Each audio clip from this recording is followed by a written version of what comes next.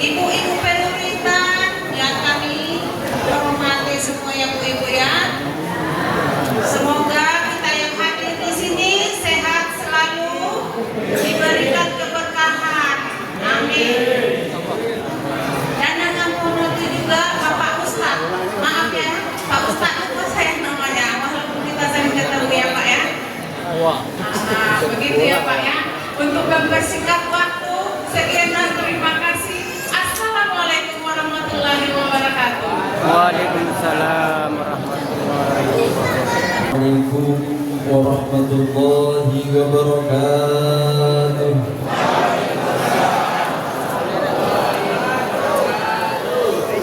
A'udzu billahi minasyaitonir rajim. Bismillahirrahmanirrahim. Alhamdulillah.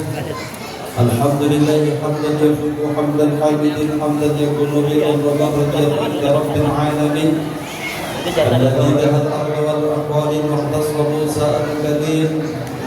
Asyhadu an la ilaha illallah al-malikul haqqul mubin wa asyhadu anna Muhammadan abduhu wa rasuluhu shadiqul wa'dil amin.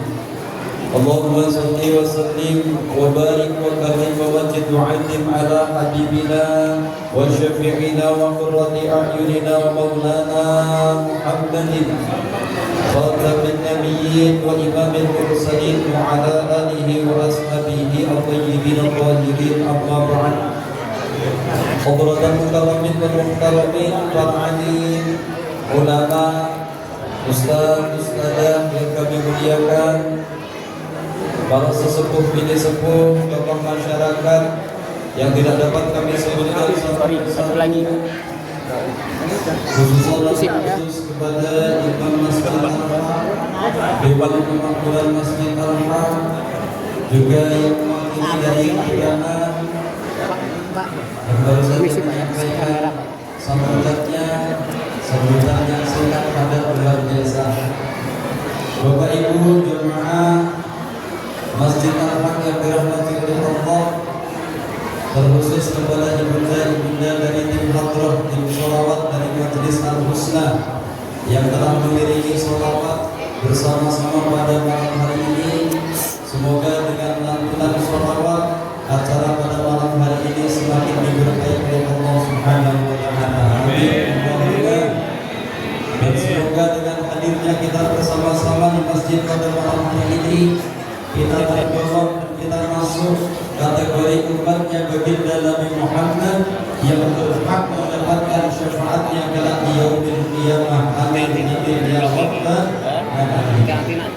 Masyaallah hadirin Bapak Ibu dirahmati oleh Allah, kita memperingati Isra dan Mi'rajnya baginda Nabi Muhammad sallallahu alaihi wasallam, berarti menandakan kecintaan kita kepada Nabi Muhammad. Kalau kita cinta kepada Nabi Muhammad, kita meluangkan waktunya untuk hadir peringatan Isra dan Mi'rajnya. Kalau kita cinta kepada baginda Nabi Muhammad, benar-benar cinta kepada baginda Nabi Muhammad, maka kita rela berkorban, baik berkorban tenaga, berkorban biaya, berkorban pemikiran, semuanya kita curahkan demi terselenggaranya, demi suksesnya acara peringatan Isra dan Mi'rajnya baginda Nabi Agung Muhammad sallallahu alaihi wasallam. Sekaligus kita doa menyambut atau memohon agar Allah sampaikan umur kita sampai di bulan suci Ramadan. Amin. Allahumma amin. Allahumma barik lana fi Rajab wa Sya'ban wa ballighna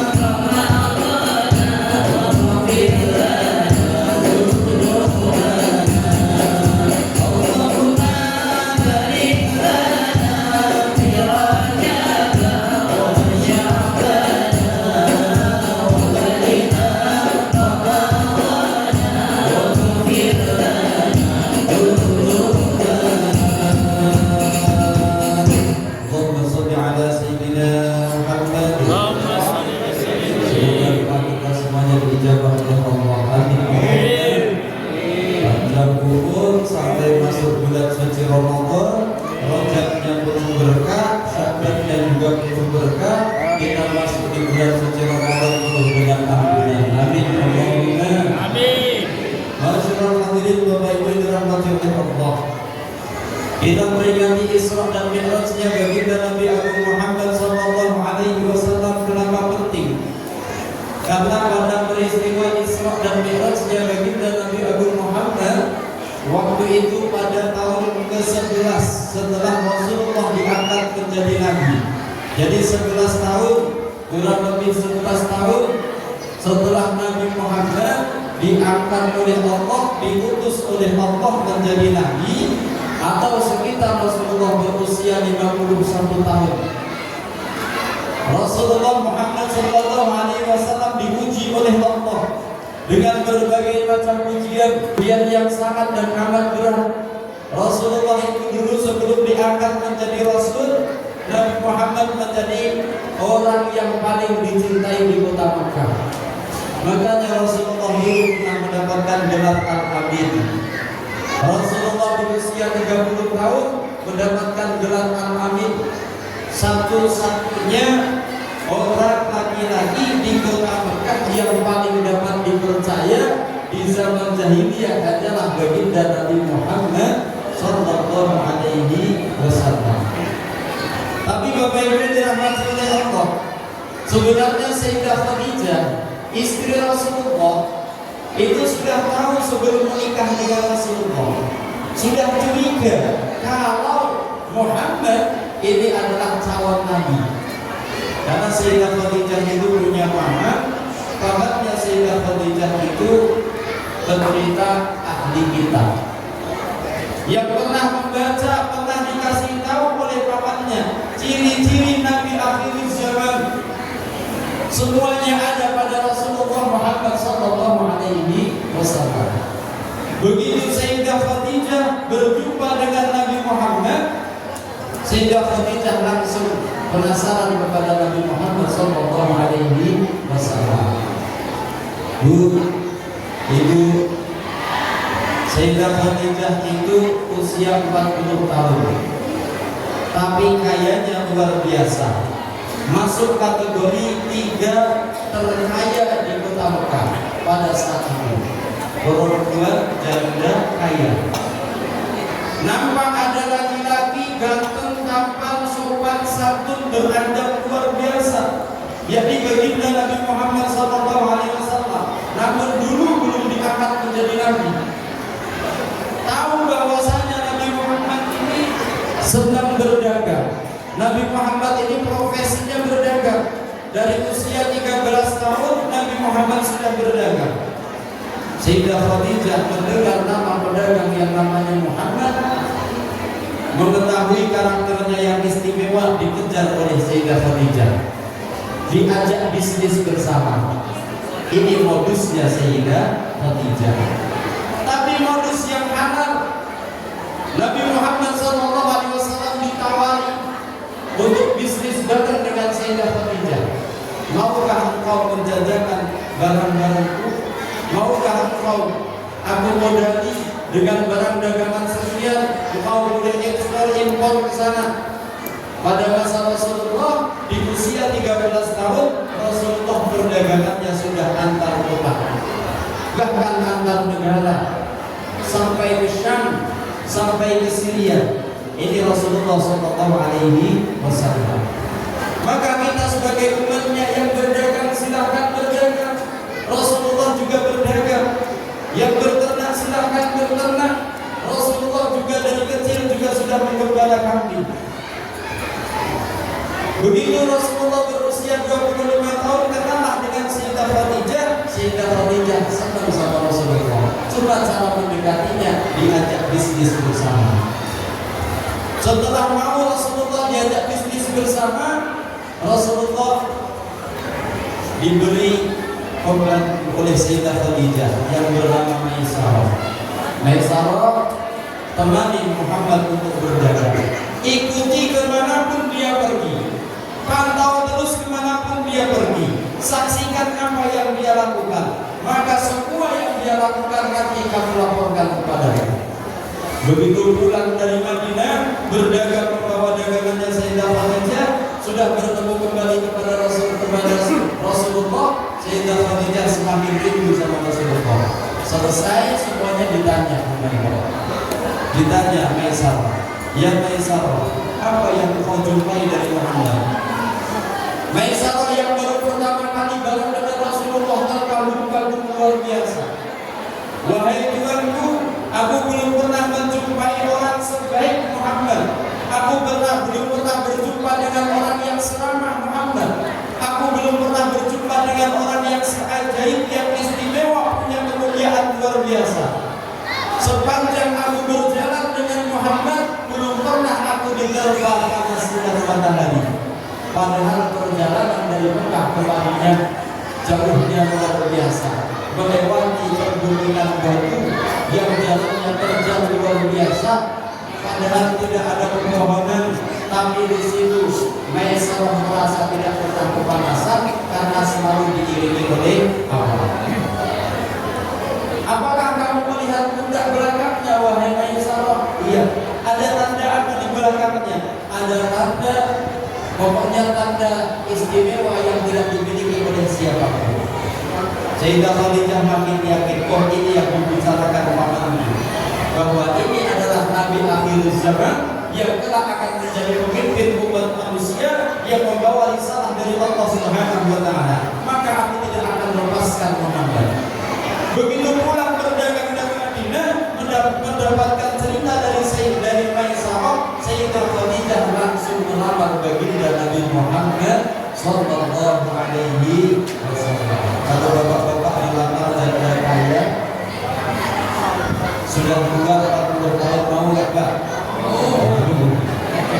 Ya, Pak Nudin mau semangat. Tapi ini Rasulullah usianya masih 25 tahun. Tapi Sayyidah Khadijah usianya walaupun 40 tahun, tapi namanya orang duitnya banyak. Bu, ibu, kalau orang duitnya banyak itu cantik atau tidak? Kuncinya pada duit. Kata Ibnu Athaillah As-Sakandari menyebutkan, inna darahim wa tanamira fil amakini tazidu asnabuhu jamalan wa jalalan. Sesungguhnya dinar, dirham, uang, duit, rupiah itu menjadikan pemiliknya tambah tampan, tambah cantik, tambah wibawa, tambah perkasa. Benar tidak Pak? Betul. Benar tidak? Mau ngomong kencang-kencang gak punya duit, ada yang dengerin gak? Tapi gak usah ngomong, yang penting duit ditunjuk-tunjuk. Pak Imam, ganti bapak masjid, catnya ganti. Tapi tunjuk-tunjuk duit ini. Kira-kira mau gak yang ngecat? Mau. Tapi ngomong aja, masjid kok catnya warna-warni, masjid kok toanya gak kencang, masjid kok gini, terus mana duitnya? Gak usah ngomong aja. Beda, orang kaya jalannya saja beda. Benar Bu? Bu, Ibu, ke pasar BBC bawa duit banyak sama gak bawa duit beda gak Bu? Jalannya minder, wajahnya pucat, ditawari wajah Bu, cari apa Bu? Makin pucat. Tapi kalau bawa duit kemana-mana pede, gagah, kemana-mana dikawal, disegani. Tapi perlu diingat, indah darahima, bahwa sesungguhnya dirham, dinar, duit tidak menjamin kebahagiaan. Walaupun kebanyakan kebahagiaan itu disertai dengan duit, tapi tidak menjamin kenikmatan. Al-iman as-sunniyah, kunci kenikmatan yang pertama kali adalah iman. Kita mau seperti apapun, sebanyak apapun uangnya, setinggi apapun pangkat dan jabatannya, kalau kita nggak punya uang semuanya nista sia-sia. Tapi walaupun kondisi kita seperti apapun, iman kita kuat. Boleh orang lain memandang kita lemah, boleh orang lain memandang kita susah, tapi kalau iman kita kuat, kita sendiri yang merasakan nyaman. Punya duit 100.000 saat ini, malam ini punya duit 100.000. Kalau orang imannya kuat, sudah nyaman ada. Yang penting punya duit, yang dimakan malam ini ada. Apalagi kita belum sampai lapak sudah nasi kotak di depan kita. Alhamdulillah. Kalau kita yakin imannya kita kuat, Allah tidak akan membiarkan hambanya tersia-sia. Allah tidak akan membiarkan hambanya kelaparan. Wa ma min dabbatin fil ardi illa 'ala Allahi rizquha. Tidak ada hewan sekecil apapun, makhluk sekecil apapun di atas muka bumi ini kecuali ditanggung rezekinya oleh Allah Subhanahu wa ta'ala. Yakin pada Allah demikian. Kalau sekarang kita cuma punya 100.000 rupiah, waktunya kita butuh akan dicukupi oleh Amin Allahumma amin. Ini dari dulu duitnya nggak banyak-banyak juga masih hidup ya Pak Bu ya, masih hidup. Yang duitnya banyak juga banyak yang mati duluan. Benar Pak Bu? Benar. Makanya tidak menjamin uang itu, yang menjadi jaminan kebahagiaan kita adalah iman. Kalau iman kita kuat, yakin bahagia. Saya tadi masuk ke sini dikerjain sama ibu kompak. Sudah sampai pintu situ, sudah salaman sama anak-anak. Dipaksa Pak Ustadz mundur lagi, belum keambil gambarnya. Sama katanya hadronnya lagi bunyi, jadi kompaknya gak kedengeran. Saya daripada masalah sama ibu-ibu nggak selesai-selesai Pak, panjang urusannya kata saya. Dendamnya lama, mending saya ngalah, mundur lagi Pak. Tapi kenapa kok saya demikian? Karena saya tahu kebahagiaan ibu-ibu kompak, kebahagiaannya bisa mukul kompak, walaupun tangannya panas, walaupun pukulannya pas gak pas, itu sudah bahagia. Benar Bu? Ibu-ibu pemain hadroh juga sama demikian. Yang penting bisa sholawatan. Ini yakin gak dibayar kan Bu? Dibayar gak Bu? Ya, padahal make up-annya dari tadi habis mandi Bu. Seragamnya kata mau tampil pilih seragam di booth itu laginya panjang Pak. Mau pakai seragamnya, pilih seragamnya. Tapi ini demi kebahagiaan. Bahagianya kita itu kalau punya iman sederhana. Gak harus pangkat tinggi, gak harus pakaian yang mewah, gak harus harta benda yang banyak, gak harus makanan hidangan yang lezat-lezat. Cukup hidangan seperti ini, kita kumpul bareng orang-orang yang beriman, kumpul di tempat yang paling dicintai oleh Allah, dalam peringatan makhluk yang paling disayang oleh Allah, Isra Mi'rajnya baginda Nabi Muhammad SAW, itu sudah bahagia. Alhamdulillah. Alhamdulillah. Sambil diminum, sambil dimakan Pak, itu rezeki dari Allah. Walaupun jalannya macam-macam. Lanjut.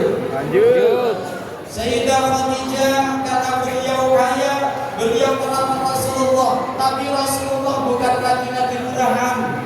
Rasulullah laki-laki yang punya harga diri, pemuda yang berpendidikan, pemuda yang berakhlakul karimah, pantang dilamar oleh perempuan. Berbalik Rasulullah melamar Sayyidah Khadijah. Katanya Sayyidah Khadijah itu kaya, katanya Sayyidah Khadijah itu pengusaha, tapi Rasulullah melamar Sayyidah Khadijah gak nanggung-nanggung Pak, 100 ekor unta. Berarti sama dengan 100 buah motor PCX. Punya motor PCX Pak Bu, berapa harganya? Sekarang hampir 40 juta. Itu seharga dengan 1 ekor unta. Ini maharnya, mas kawinnya Rasulullah kepada Sayyidah Khadijah. Makanya Rasulullah berharga, Rasulullah wibawa. Walaupun Sayyidah Khadijah mengejar-ngejar Rasulullah, bukan berarti Rasulullah memanfaatkan. Rasulullah punya harga diri, Rasulullah mempunyai jiwa yang tinggi. Makanya Sayyidah Khadijah makin cinta sama Rasulullah. 4 tahun pernikahan, Sayyidah Khadijah setelah menikah dengan Rasulullah selama 4 tahun menunggu-nunggu kok nggak dapat wahyu ya. 5 tahun masih belum dapat wahyu, tanya lagi sama pamannya, suamiku kok belum dapat wahyu, suamiku kok belum diangkat jadi nabi kayaknya. Beneran nabi gak sih suamiku? Kata Sayyidah Khadijah mulai ragu. Dijawab oleh pamannya yang rohim tersebut, sabar, kalau kamu sudah siap saatnya, nanti orang yang mencintai Muhammad semuanya akan membencinya. Kapan tibanya wahyu kepada Nabi Muhammad? Kapan Nabi Muhammad diangkat menjadi Rasul? Nanti ketika Nabi Muhammad SAW dicintai orang seluruh Mekah berubah menjadi orang yang paling dibenci sekota Mekah. Bu, ibu, ibu, kalau ibu kepingin suaminya jadi RW, harus siap telinganya panas. Kalau ibu suaminya jadi RT, harus siap tebar-tebar telinga. Kalau ibu suaminya ketua masjid, harus siap kupingnya merah-merah panas. Acara kenapa sih gak mulai dari tadi? Ngomong macam-macam aja. Ini banyak yang demikian. Nah ini karena orang di depan pasti demikian. Rasulullah juga sama. Sebelum Rasulullah dakwah, sebelum Rasulullah diutus menjadi Rasul, semuanya cinta sama Rasulullah. Tapi setelah Nabi Muhammad diutus menjadi Rasul, berubah 180 derajat. Yang tadinya cinta sama Rasulullah berubah menjauhi Nabi Muhammad Sallallahu Alaihi Wasallam. Kenapa? Karena Rasulullah menyuarakan kebenaran.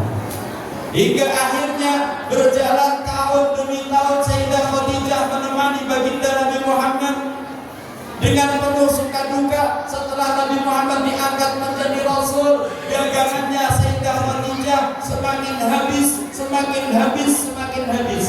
Satu untuk perjuangan, yang kedua Sayyidah Khadijah dengan Nabi Muhammad itu benar-benar diboikot oleh orang-orang kafir Quraisy.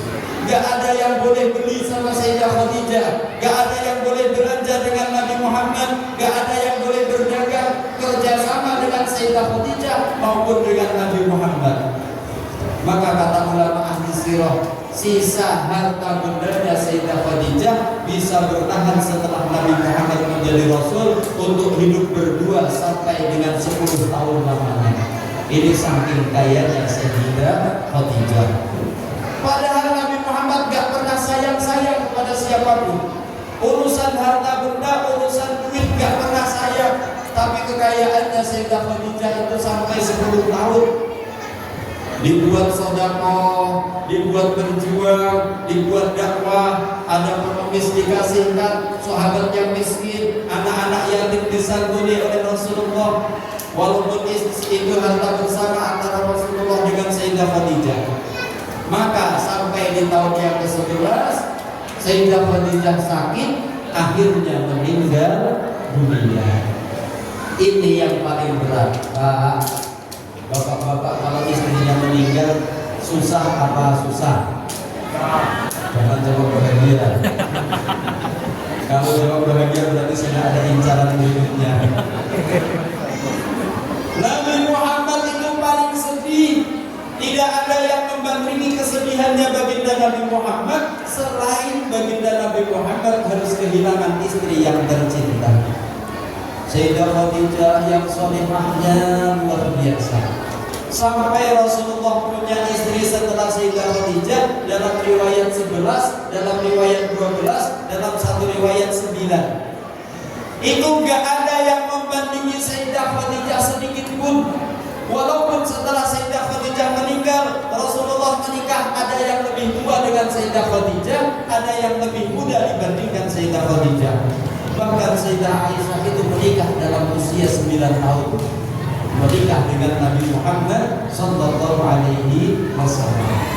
Tapi tidak ada yang membandingi Sayyidah Khadijah dari kehalusannya, dari kelembutannya, dari kasih sayangnya. Ini Sayyidah Khadijah luar biasa. Semoga ibunda-ibunda Masjid Al-Haq ini menjadi Sayyidah Khadijah di masa zaman sekarang. Amin. Allahumma amin.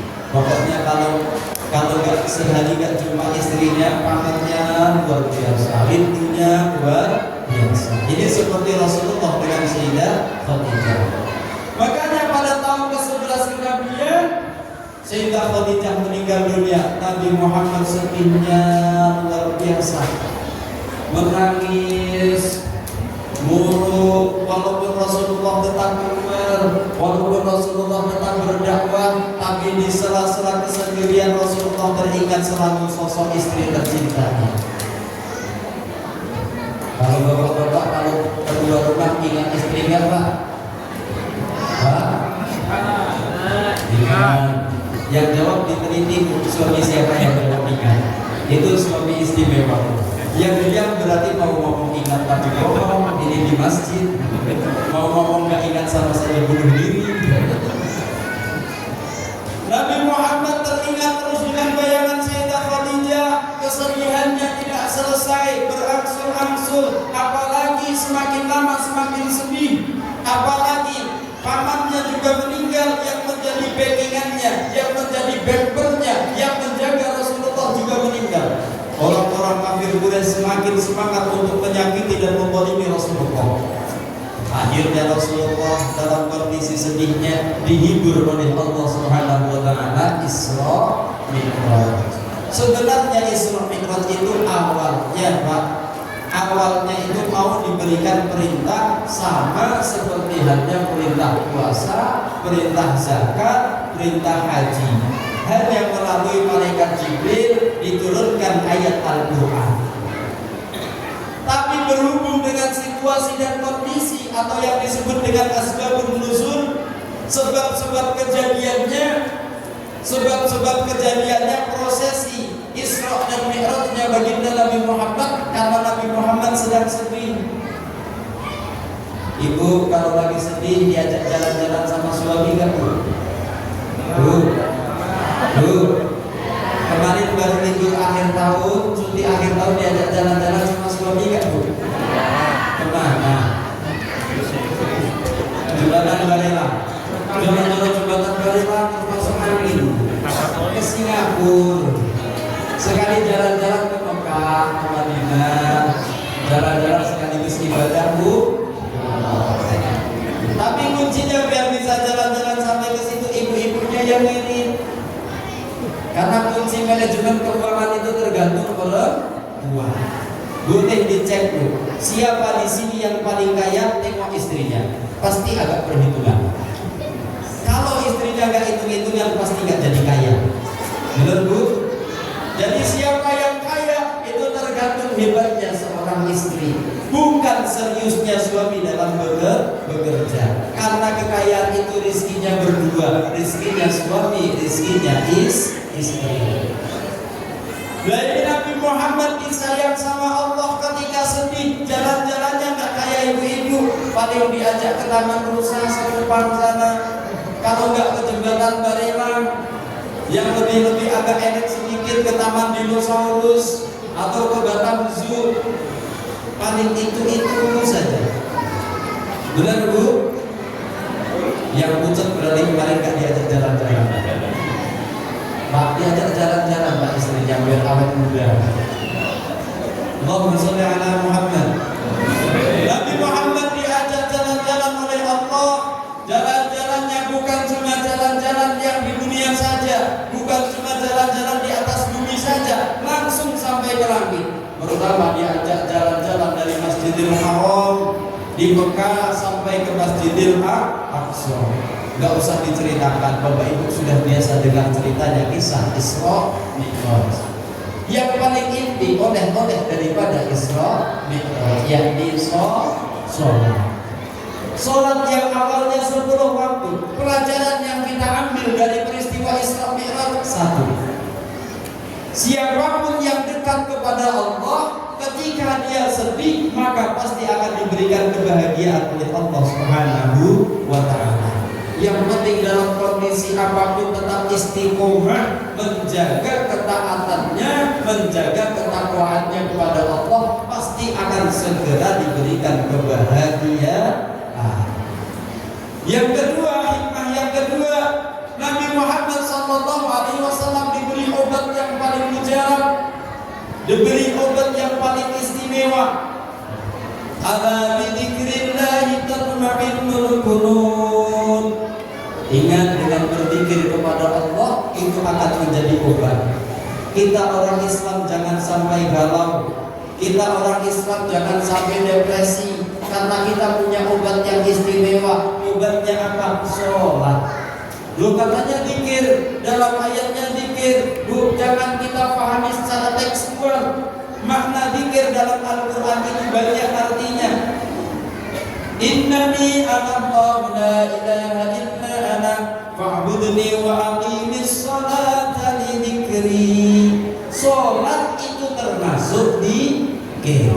Membaca Al-Quran itu juga dikir. Membaca tasbih, tahmid itu juga dikir. Jadi kategori dikir itu apapun yang menjadikan kita ingat kepada Allah itu namanya dikir. Ibu-ibu jalan-jalan ke jembatan Barelang, nengok air yang berputar, nengok air yang warnanya indah, kehijau-hijauan, ingat siapa yang menciptakan, itu juga menjadi dikir. Makanya Bu nanti rayu suaminya, ya besok pagi dikir ya. Dikirnya kemana? Dikirnya ke jembatan Barelang. Ya tapi sesekali lah dikir kita ke Singapura ya. Biar paspornya kepake. Masa tinggal di Batam 30 tahun lamanya, belum pernah nginjak tanah Singapura. Ada? Nggak usah ke sana, nggak usah kepingin ke Singapura. Yang penting langsung sampai ke kota. Saya nggak pernah keluar pergi. Pertama kali keluar negeri langsung ke Masjidil Haram. Alhamdulillah. Bapak Ibu yang dirahmati oleh Allah, Nabi Muhammad SAW dapat oleh solat yang awalnya 50 waktu. Kenapa Nabi Muhammad tidak menolak? Karena bahagia dalam satu hari satu malam bisa menghadap Allah terus-menerus. Kalau filosofinya sholat, Pak, kenapa gerakannya sholat berdiri dulu, setelah berdiri ruku, dari ruku bangun lagi, terus sujud duduk di antara dua sujud, terus sujud lagi, terus tahiyat. Ini ada filosofinya ketika peristiwa Isra dan Mi'rajnya baginda Nabi Agung Muhammad sallallahu alaihi wasallam. Ketika Nabi Muhammad sallallahu alaihi wasallam berada di aras, ketika Nabi Muhammad berada di Sidratul Muntaha, ketika Nabi Muhammad langsung menghadap Allah, yang tidak ada yang bisa menemani satu orang pun, satu makhluk pun tidak ada yang bisa menemani. Bahkan malaikat Jibril pun tidak bisa. Kata malaikat Jibril, batasku sampai sini wahai Rasulullah, engkau naik sendiri, itu spesial untukmu wahai Rasulullah. Aku tidak ada kemampuan lagi untuk sampai ke situ. Pertama kali Nabi Muhammad melihat, menatap keindahannya Allah Subhanahu wa taala, Nabi Muhammad tidak kuat, berdiri bengong berdirinya, berdiri takdimnya Rasulullah seperti halnya berdirinya ketika kita baca Al-Fatihah. Makanya ada takdimnya kita. Kalau kita asraqal badru, tangannya kita agak di bawah. Tapi kalau kita sholat di sini, ini takdimnya kita kepada Allah, hormatnya kita kepada Allah. Kalau pada manusia di bawahnya lagi. Makanya kadang kita jalan sambil membungkuk, tangannya kita dihimpit di tengah. Ini etikanya. Nah kalau kepada Allah seperti ini, Rasulullah menunggu dijumpai oleh Allah Subhanahu wa taala. Begitu setelah menatap zatnya Allah, begitu indah, tidak ada bandingannya, tidak ada yang bisa digambarkan yang sama dengan Allah sama sekali. Makanya Rasulullah tidak bisa menggambarkan. Kalau surga masih bisa digambarkan, neraka masih bisa digambarkan, tapi kalau indahnya zatnya Allah tidak bisa digambarkan. Saking indahnya Nabi Muhammad terlukukkan sampai Nabi Muhammad ruku, hormat kepada Allah.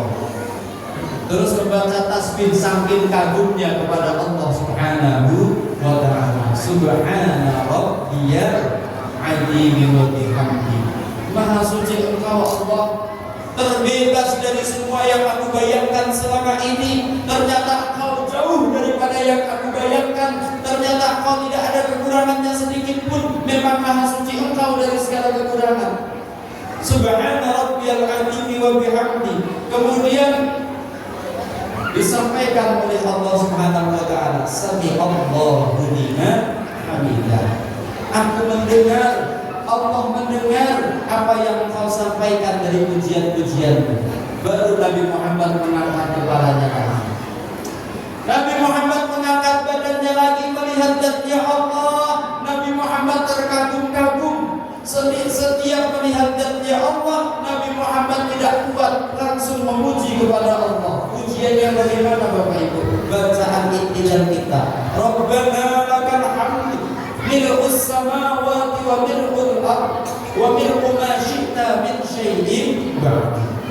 Saking indahnya segala puji bagi Engkau wahai Allah, memenuhi langit, memenuhi bumi, memenuhi semua alam semesta selain langit dan bumi, semuanya penuh pujian untukmu karena kesempurnaan dan keindahanmu. Itu kata Rasulullah Shallallahu Alaihi Wasallam. Ini jadi kalau kita paham filosofi sholat, begitu kita sholat sambil mengangan-angan posisinya demikian. Kita perlu memuji Allah Subhana Rabbiyal Azim wa bihamdi, membayangkan kalau insan ta'budallah ka'annaka tarahu, menyembah Allah seakan-akan kita melihat Allah, seakan-akan Allah di hadapan kita. Fa in lam takun tarahu fa innahu yaraka. Kalau kita tidak mampu membayangkan kita menghadap Allah, melihat Allah, maka yakinlah bahwa kita selalu dipantau dan dilihat, diawasi oleh Allah Subhanahu wa taala. Itu ihsan. Ketika kita bangun dari ruku iktidal, saking kagumnya melihat Allah, Nabi Muhammad memuji demikian. Gak kuat lagi, kayaknya ruku aja gak cukup, harus sujud, harus bersimpuh, menempelkan paling mulia di antara tubuh kita, yakni wajah ini kita tempelkan di tanah sebagai wujud penghambaan kepada Allah Subhanahu wa taala. Sujud Nabi Muhammad langsung di hadapan Allah. Subhana rabbiyal a'la wa bihamdi, dibaca 3 kali. Tapi Rasulullah sujud kelamaan juga enggak tahan, pingin nengok keindahan Allah lagi. Bangun lagi nengok keindahan Allah. Sambil bangun sambil mengucapkan takbir Allahu Akbar. Bangun setiap gerakannya dengan ucapan takbir. Bangun dari sujudnya kembali melihat Allah, akhirnya berdoa, Rabbi firli warhamni wajburni warfa'ni wahdini wa'afini wa'fu anni.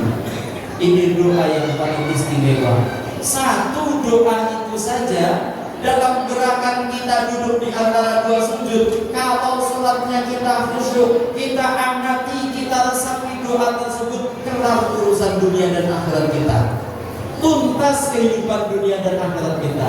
Rabbi firli, kalau kita diampuni oleh Allah, enak sekali, semuanya mengalahkan ampunan dari Allah Subhanahu wa taala.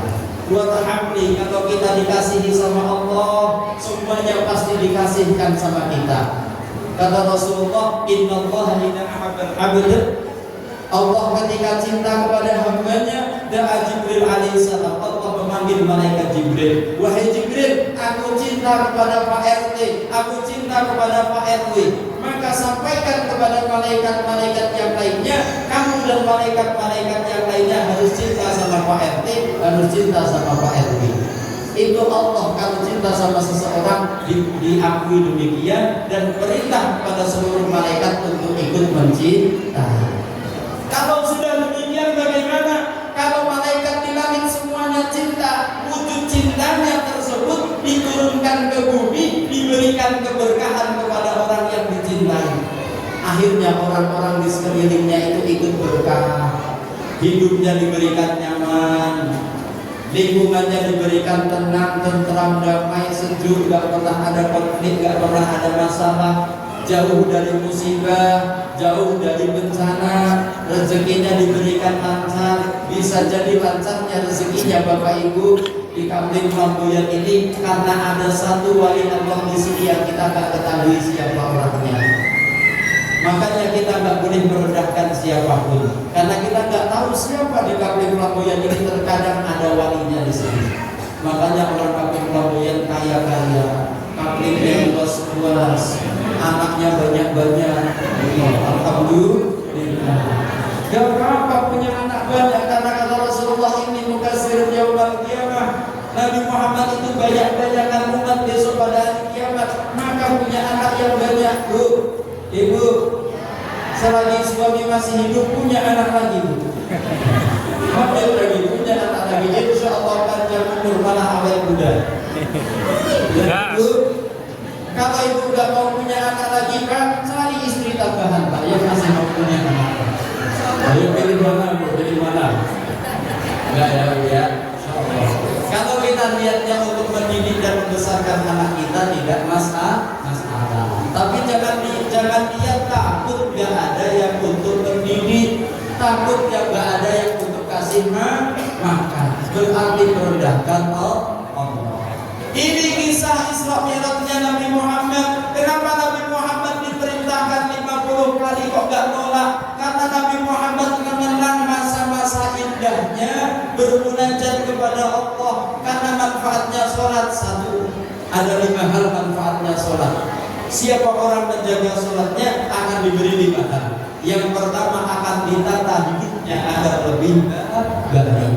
Memang orang menjaga sholatnya nggak langsung kaya, Pak. Tapi kalau orang itu mau menjaga sholatnya, hidupnya diatur dengan baik. Orang yang sholatnya terjaga, disiplinnya baik, manajemen kehidupannya juga baik. Kalau manajemen kehidupannya baik, penataan kehidupannya semakin baik, yakin pasti kaya. Abdurrahman bin Auf, sahabat Nabi Muhammad yang selalu gagal jadi miskin. Kenapa demikian? Karena sholatnya selalu dijaga. Padahal pertama kali masuk Islam, begitu bersyahadat, unta yang diikat di luar masjid dicuri orang. Berikut barang-barang dagangannya, berikut emas-emasnya semuanya hilang. Abdurrahman bin Auf langsung seketika menjadi miskin. Tapi berkat kedisiplinannya, berkat kegigihannya dalam menjaga sholat dan akidahnya, dikembalikan oleh Allah menjadi kaya. Sholat nggak menjamin kaya, tapi menjamin orang yang rajin sholat dan menjaga sholat kehidupannya lebih baik.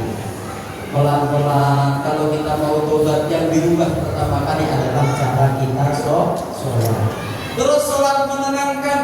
Sholat itu menjadikan tenang, tentram jiwanya. Orang yang rajin sholat, orangnya gak gegabah, gak gampang emosi, gak dikit-dikit gugup, dikit-dikit emosi, dikit-dikit panik. Orang yang rajin sholat, menjaga sholatnya, orangnya tenang. Kenapa kok tenang? Karena urusannya sama Allah. Dalam kondisi segawat darurat apapun gak panik. Kenapa? Yakin dijaga sama Allah. Karena kita menjaga sholatnya.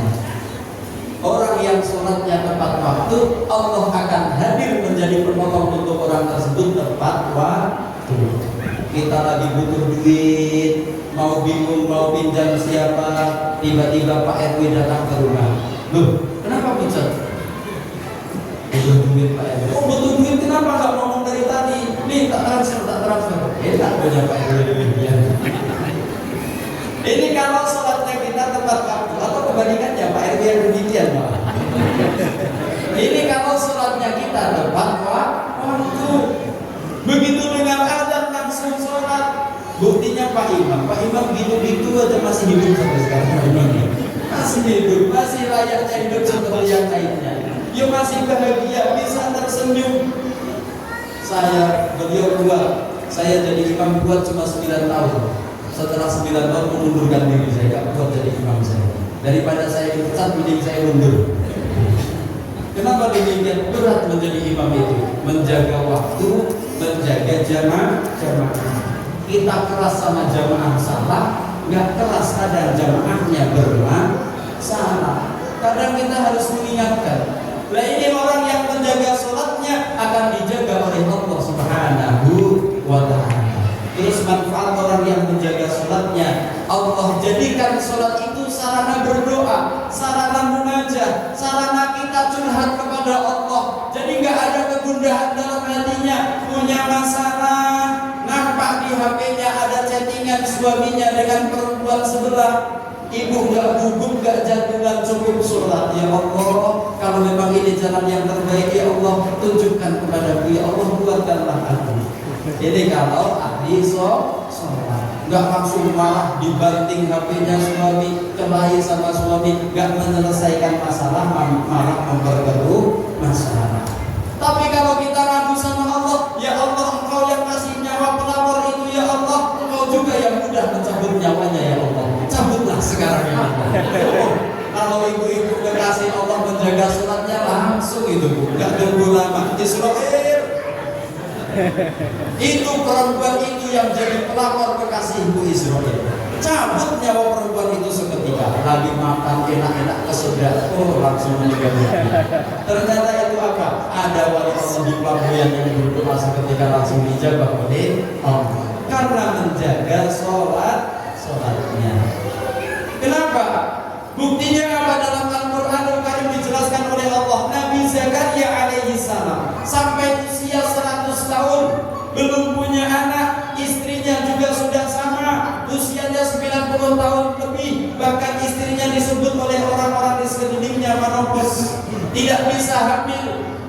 Istrinya sudah kering, sudah tidak subur lagi, tidak bisa hamil. Tapi Nabi Zakaria ketika melihat Sayyidah Maryam, Nabi Zakaria langsung sholat, berdoa minta kepada Allah. Hunalika da'a Zakaria rabbah.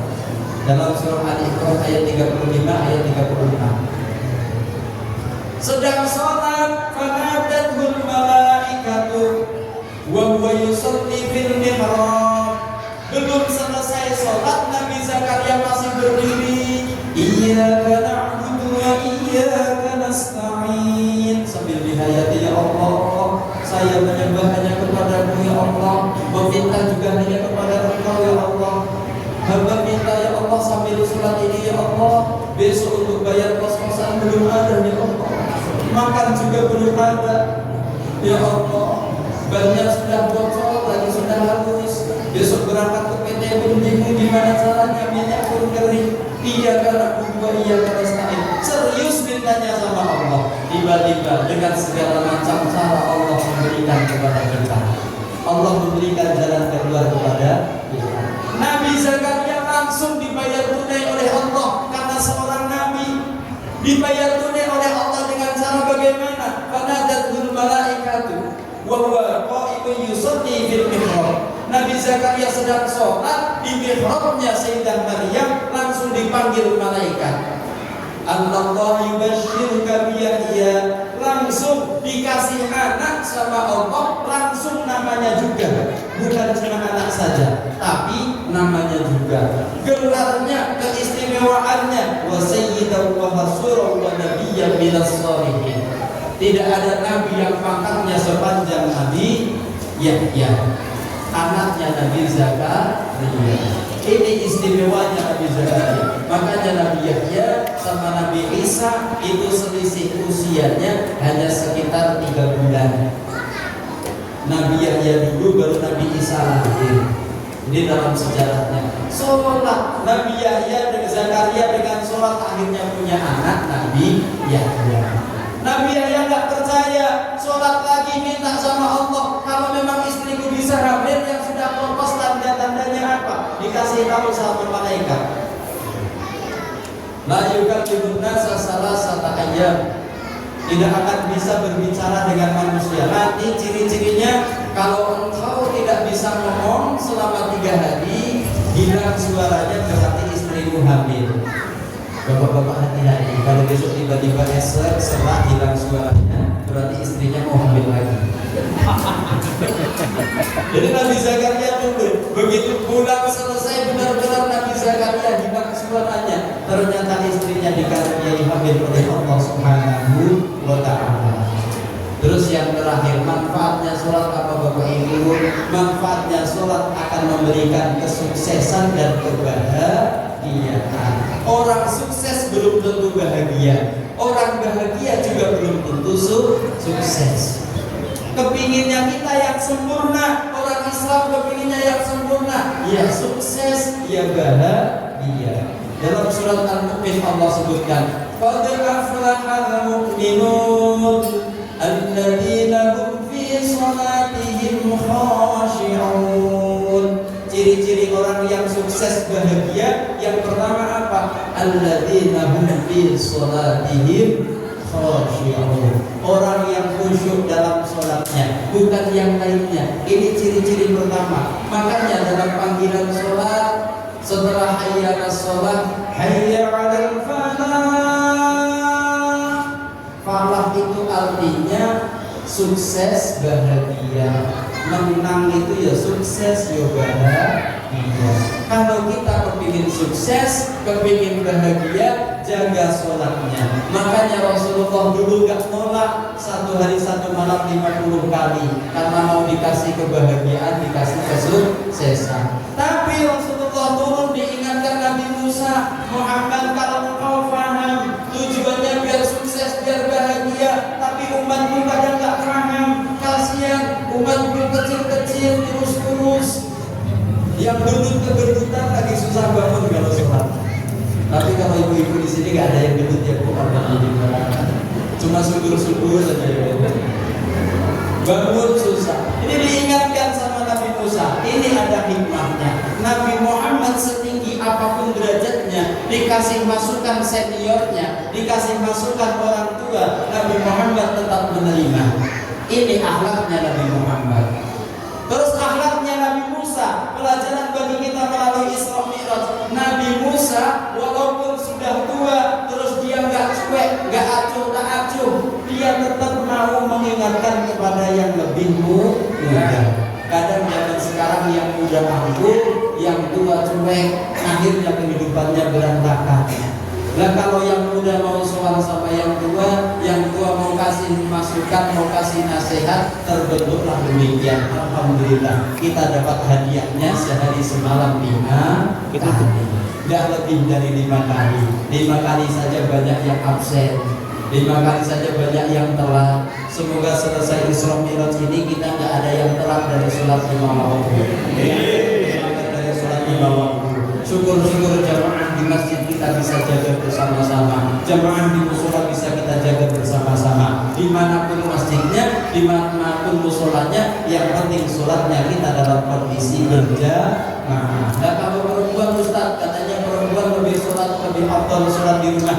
Iya betul, perempuan afdalnya sholat di rumah kalau paham syarat dan rukunnya sholat, kalau bisa makhrajnya surat Al-Fatihah, kalau bisa khusyuk sholat di rumah. Kalau tidak, Fatihahnya masih berantakan, suaminya juga nggak bisa bimbing Fatihahnya di rumah, sholat di masjid mengikuti Pak Imam itu lebih afdal. Makanya Bapak Ibu yang nggak bisa fasih baca Al-Quran, jangan tinggalkan sholat berjamaah. Kenapa demikian? Karena bisa numpang sama Pak Imam. Pak Imam baca Bismillahirrahmanirrahim, kita bangun aja biar panjang pendeknya pas, biar makhrajnya pas. Nanti selesai sholat salaman sama Pak Imam, terima kasih ya Pak sudah bimbing saya sholat. Itu adab dan etikanya. Salaman setelah sholat itu tahliyah, mengucapkan selamat, karena nggak semua orang bisa sholat berjamaah, nggak semua orang bisa sholat di awal waktunya. Kita sama-sama orang yang bisa sholat berjamaah, yang sholat di awal waktunya, saling memberi ucapan selamat. Jangan salaman habis sholat dianggap bid'ah, tapi ngobrol di teras masjid habis sholat nggak bid'ah. Nyalakan HP nggak bid'ah. Ini salaman ini tujuannya memberikan tahliyah, menyemangati bersama-sama. Alhamdulillah ya, kita masih dapat pertolongan dari Allah. Kita bisa sholat berjamaah, kita bisa kumpul sholat bareng-bareng. Terima kasih Pak Imam sudah memimpin sholat saya. Pak Imamnya juga terima kasih Pak Makmum sudah mau jadi makmum saya. Seandainya nggak ada makmumnya, saya juga nggak bisa jadi imam. Kalau sadar saling demikian, insya Allah Islam menjadi Islam yang rahmatan lil alamin yang diajarkan oleh Rasulullah Shallallahu Alaihi Wasallam. Bapak Ibu yang dirahmati Allah, begitu saja yang bisa saya sampaikan. Mohon maaf banyak kesalahan dan kehilafatnya. Mari kita duduk bersama-sama dengan doa. Semoga dengan aminnya kita semuanya, doa kita semuanya diijabah oleh Allah. Berarti hajat kita semuanya dikabulkan oleh Allah semuanya. Amin amin ya rabbal alamin. Al-Fatihah. A'udzu billahi minasy syaithanir rajim. Bismillahirrahmanirrahim. Alhamdulillahi rabbil alamin. Ar-Rahmanir Rahim. Maliki yaumiddin. Iyyaka na'budu wa iyyaka nasta'in. Ihdinas siratal mustaqim. Siratal ladzina an'amta 'alaihim ghairil maghdubi 'alaihim waladdallin. Amin. A'udzu billahi minasy syaithanir rajim. Bismillahirrahmanirrahim. Allahumma shalli wa sallim wa barik wa karim wa majid wa 'adil 'ala habibina wa syafi'ina wa qurrati a'yunina wa maulana Muhammadin wa 'ala alihi wa ashabihi wa dzurriyyatihi wa ahli baitihi wa ahli silsilatihi ajma'in. Alhamdulillah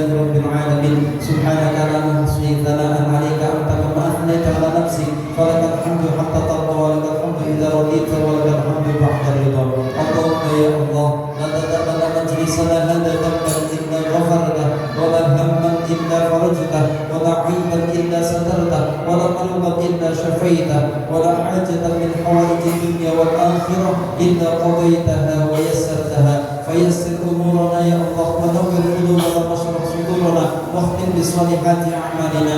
اللهم توفنا مسلمين توفنا مؤمنين وأحينا مسلمين وأحينا مؤمنين برحمتك يا أرحم الراحمين. اللهم أعنا على ذكرك وشكرك وحسن عبادتك. اللهم أعنا على صلوات الخمس. اللهم أعنا على صلاة الجماعة برحمتك يا أرحم الراحمين. ربنا آتنا من لدنك رحمة وهيئ لنا من أمرنا رشدا. ربنا آتنا في الدنيا حسنة وفي الآخرة حسنة وقنا عذاب النار. صلى الله بجمالك وجلالك على أفضل خلقك نبينا محمد صلى الله عليه وسلم وارزقنا كمال المتابعة له ظاهرا وباطنا يا أرحم الراحمين. بفضل سبحان ربك رب العزة عما يصفون وسلام على المرسلين والحمد لله رب العالمين. تقبل الله منا ومنكم. تقبل يا Assalamualaikum warahmatullahi wabarakatuh.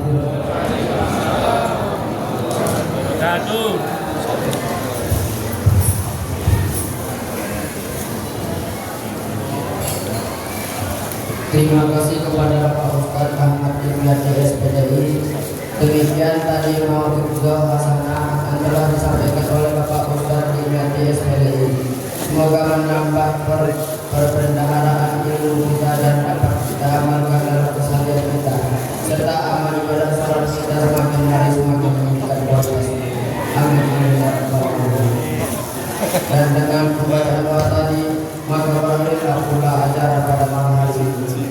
Sebelum acara saya tutup, perkenankan saya mengucapkan terima kasih sebesar-besarnya atas partisipasi dari seluruh hadirin wal hadirat mensukseskan acara peringatan Islam Nabi Muhammad sallallahu alaihi wasallam 1440 Hijriah. Semoga menjadi amal soleh kita semua. Kami selalu membawa acara apabila dalam pembawakan acara ini terdapat kesalahan dan hal-hal yang kurang berkenan, kami mohon maaf yang sebesar-besarnya. Cendrawasih Burung Irian, terima kasih dan cukup sekian. Walhamdulillah wallahul muwaffiq ila aqwamit thoriq. Wassalam.